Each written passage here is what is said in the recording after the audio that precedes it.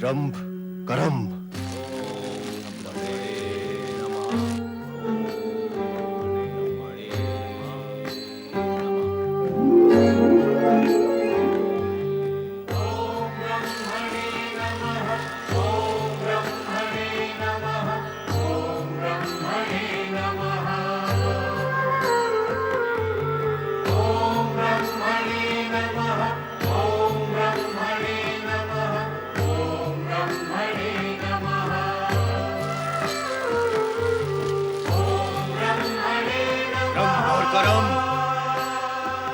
मैं तुम दोनों को जीवित नहीं छोड़ूंगा।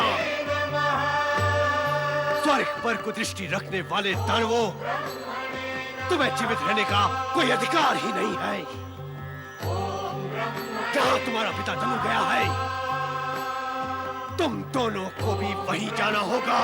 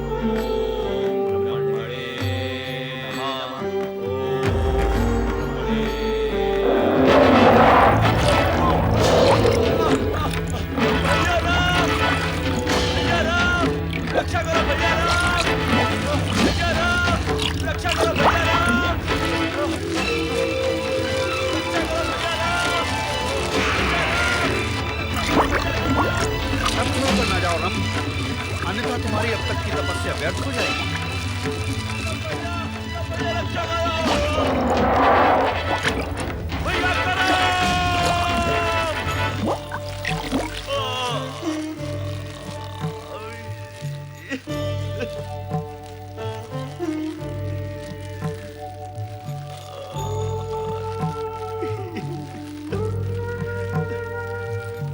भैया करम,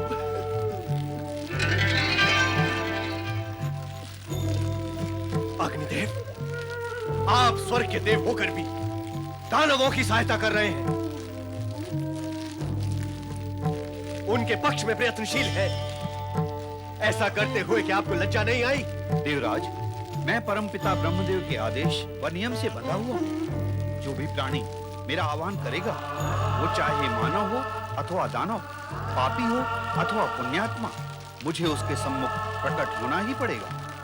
पंचाग्नि में मेरी उपस्थिति विधि के विधान से अति आवश्यक एवं अनिवार्य है। विधान के अनुसार जो यज्ञ करता अग्नि को संतुष्ट करता है तथा कठोर तप जप करता है, उसकी रक्षा का दायित्व भी मेरा ही है। तो अब दायित्व का पाठ मुझे आपसे पढ़ना होगा, कर्तव्य की शिक्षा मुझे आपसे ग्रहण करनी होगी।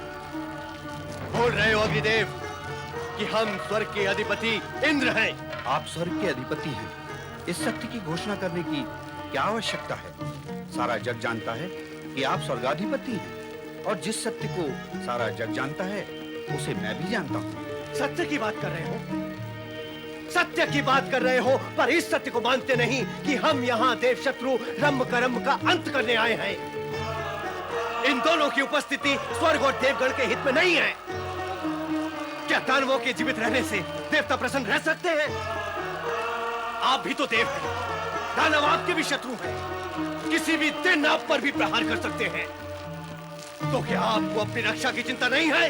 हमें अपनी रक्षा से अधिक अपने दायित्व, कर्तव्य और धर्म की चिंता है। शरण में आए प्राणी की सहायता करना हमारा धर्म है। निसंदेह आप हमारे अधिपति हैं, हमारे अधिकारी हैं, किंतु धर्म और दायित्व का स्थान आपसे भी ऊपर है। अग्निदेव, आप सत्य को स्वीकार न करके क्रोध कर रहे हैं, और जब तक आप स्वार्थवश क्रोध करते रहेंगे, तब तक सत्य आपके समीप आएगा ही नहीं। इस समय हमारे सम्मुख सबसे बड़ा सत्य यही है कि हमें वो कार्य करना है जिससे दानवों का वंश सदा सदा के लिए निर्मूल हो जाए। करंभ को तो हमने समाप्त कर ही दिया रंभ, अब तेरी बारी है। बच!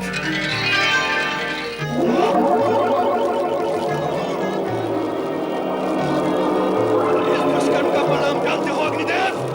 मैंने कोई अनुचित कार्य नहीं किया, वही किया जो विधि के विधान के अनुसार था। विधि का विधान का केवल आप ही जानते हैं, हम नहीं जानते। क्या विधि का विधान ये कहता है कि अपने सम्मुख खड़े अपने शत्रु को जीवित रहने दो और स्वयं मृत्यु के मुख में चले जाओ? नहीं कहता, किंतु यह भी नहीं कहता कि अपने कर्तव्य, कर्म व धर्म से मुख मोड़ दो। हम आपसे और अधिक तर्क नहीं करना चाहते अग्निदेव। आपकी धृष्टता का दंड यही है कि अब आप स्वर्ग लोक में प्रवेश नहीं कर सकते। आपको स्वर्ग से बहिष्कृत किया जाता है। दानवों की रक्षा करके आपने स्वर्ग लोक में आने का अधिकार खो दिया है। अग्निदेव, आपने मेरी प्राण रक्षा की। आपके इस उपकार से मेरा रोम रोम रोमांचित हो उठा है। मैं सदा आपका आभारी रहूंगा। तुम्हारी दृष्टि में उपकार होगा रंभ, किंतु हमारा तो यह कर्तव्य और धर्म था। अपने राजा और उच्च अधिकारी को रुष्ट करके कर्तव्य धर्म कौन निभाता है अग्निदेव? अधिकारी के स्वार्थी, धर्महीन, मर्यादाहीन व चरित्रहीन होने पर भी जो निर्भय होकर सत्य और कर्तव्य का पालन करते हैं, वे ही धर्म की रक्षा करने में समर्थ होते हैं। आप धन्य हैं अग्निदेव, धन्य हैं आप।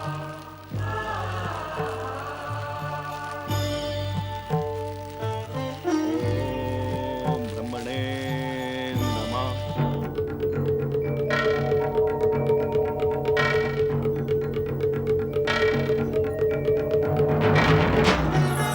क्या हुआ स्वामी?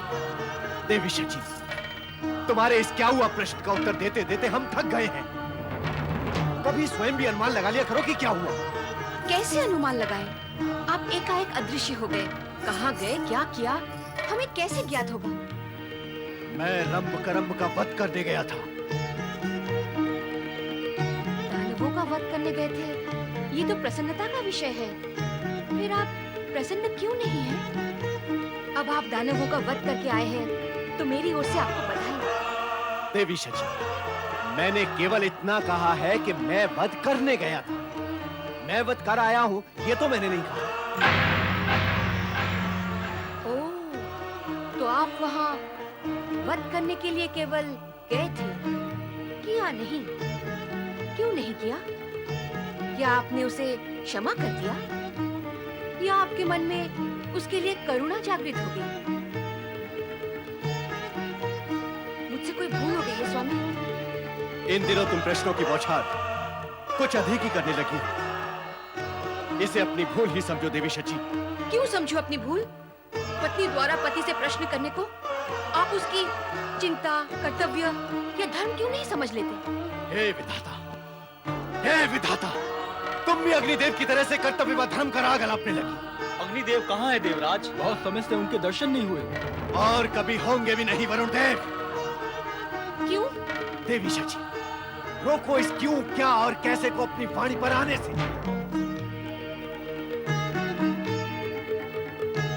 आप अग्निदेव के विषय में कुछ कह रहे थे देवराज। हाँ, अग्निदेव को हमने सदा सदा के लिए स्वर्ग से बहिष्कृत कर दिया है। ऐसा क्या अपराध किया है अग्निदेव ने? घोर एवं भयंकर अपराध किया है। विद्रोह किया है हमसे। देवताओं का पक्ष त्याग कर दानवों का पक्ष लिया है। दानवों के उत्थान के लिए और ब्रह्मदेव से वरदान प्राप्ति हेतु धनुपुत्र रंभ करम्भ घोर तप कर रहे थे। स्वर्ग और देवगण की रक्षा के निमित्त हम उनका वध करने गए। करम्भ का वध करने के पश्चात जब पंचाग्नि में बैठे हम रंभ का वध करने लगे, तो अग्निदेव ने अपनी ज्वाला से उसका रक्षा कवच बना दिया और हमें उसका वध नहीं करने दिया। हमारे समझाने पर वो हमें धर्म व कर्तव्य का ज्ञान देने लगे। हमने भी उन्हें स्वर्ग से बहिष्कृत कर उन्हें उनकी उद्दंडता का दंड दे दिया है। अर्थात अग्निदेव ने आपके आदेश से अपने कर्तव्य और धर्म को अधिक महत्व दिया है। यही तो भूल की उन्होंने।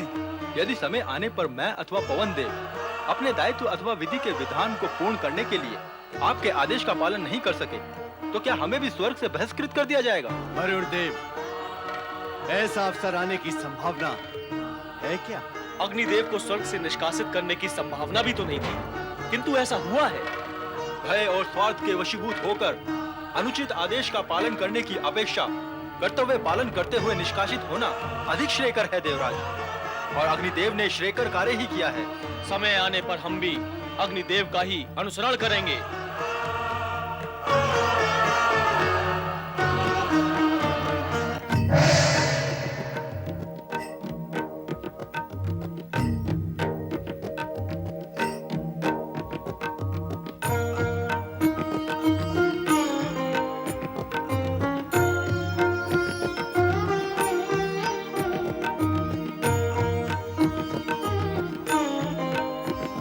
प्रणाम माता पार्वती।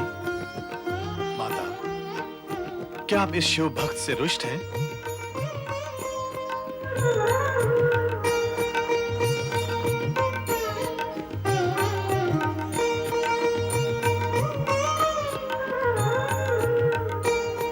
पति परमेश्वराय नमो नमः।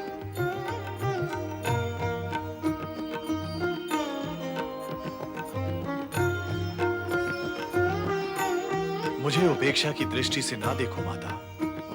यदि मुझसे कोई अपराध हुआ हो तो क्षमा कर दो। दैत्य गुरु, आप दैत्यों के गुरु हैं। इस नाते दैत्यों के उत्कर्ष के लिए भगवान भोलेनाथ से प्रार्थना करना आपका कर्तव्य है, अपराध नहीं। किंतु आपकी प्रेरणा से उत्कर्ष को प्राप्त यही दैत्य यदि जगत में आतंक और अशांति का कारण बनते हैं, तो यह किसी भी स्थिति में सहन नहीं किया जा सकता। सभी प्राणियों का जन्म विधाता की इच्छा और प्रेरणा से हुआ है, अतः सभी को जीवन जीने का समान अधिकार है। किसी भी प्राणी को प्रकृति यह अधिकार नहीं देती कि वह अन्य किसी प्राणी के प्राण हरे अथवा उस पर अत्याचार करे। यदि ऐसा होता है तो संपूर्ण जगत जानता है, आप भी जानते हैं कि विधाता अत्याचारी को दंड देने से कभी चूकते नहीं। सृष्टि के निर्माण से लेकर आज तक ही नहीं, प्रलय पर्यंत का अटूट सत्य यही है कि अत्याचारी जिस पर अत्याचार करता है, उस पीड़ित से अधिक पीड़ा स्वयं अत्याचारी को भोगनी पड़ती है।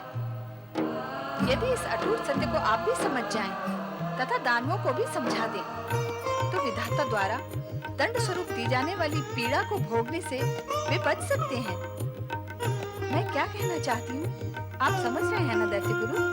समझ रहा हूँ माता, आपके क्रोध का कारण मैं समझ रहा हूँ। इस जगत में सभी प्राणियों को जीवित रहने का अधिकार है। जीवित रहने के लिए आवश्यक नहीं कि हम दूसरे प्राणियों को कष्ट और दुख पहुंचाकर अपना मार्ग बनाएं।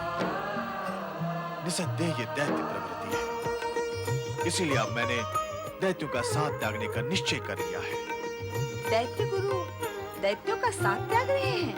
हाँ माता, अब वे मेरी आज्ञा की अवहेलना करने लगे हैं। तो फिर आपका कैलाश आने का उद्देश्य क्या है?